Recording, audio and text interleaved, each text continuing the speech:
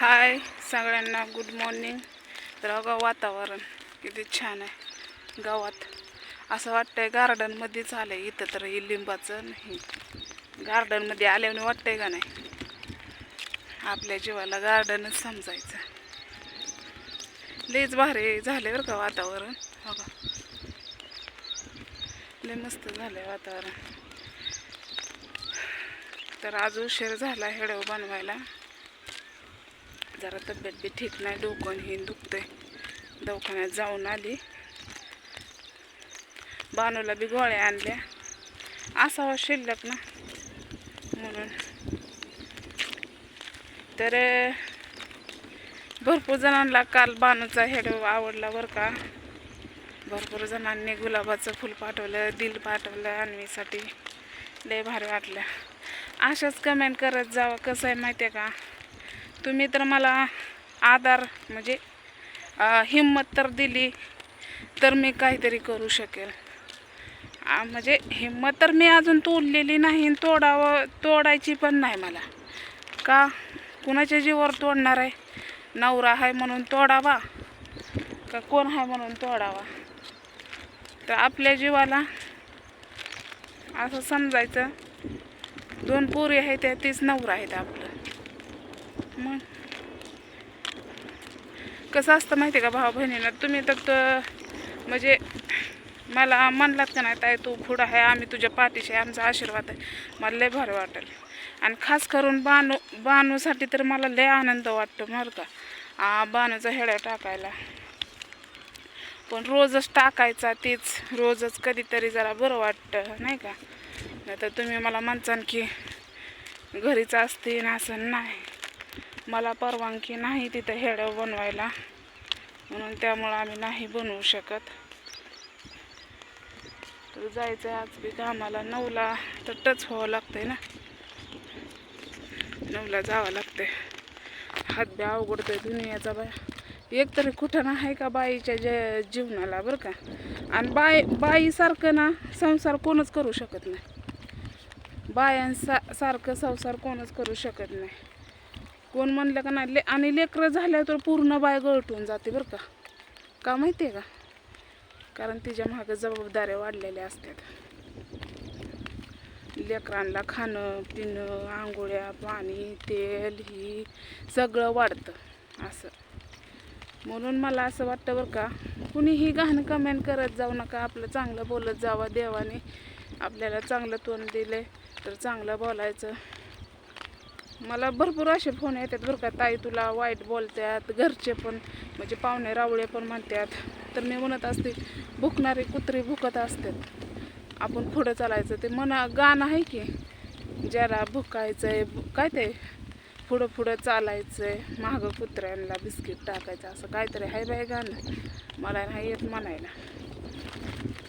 म्हणून मला असं वाटतं बरं का, कुणीही चांगलं कर्म करावा, चांगलं बोलावं. आपलं किती आपल्याला महाग.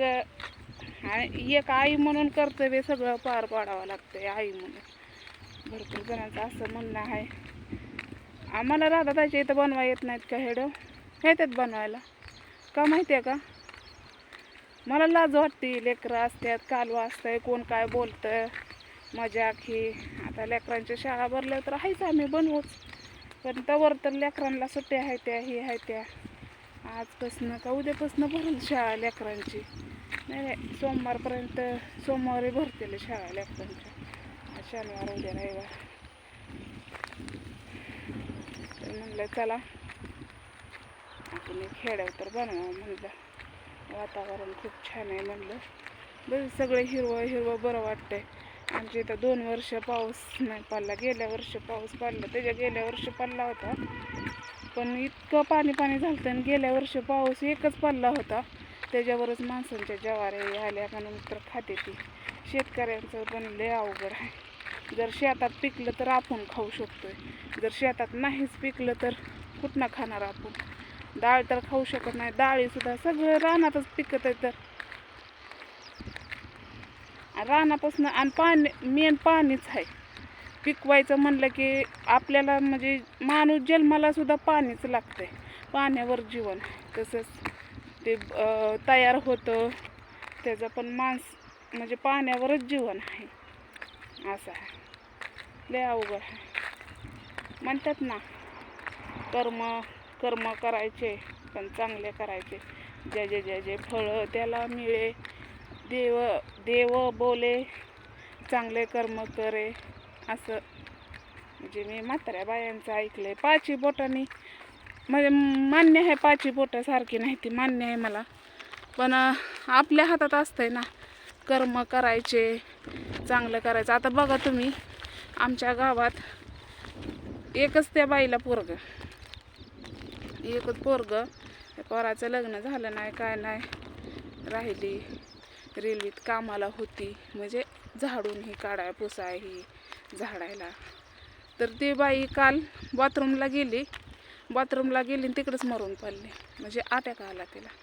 मग बघा माणसा जीवनात काय. आणि पोरगं स्वतःच म्हणते आई लय उशीर झालं गेली, चला बरं जाऊन बघून यावं.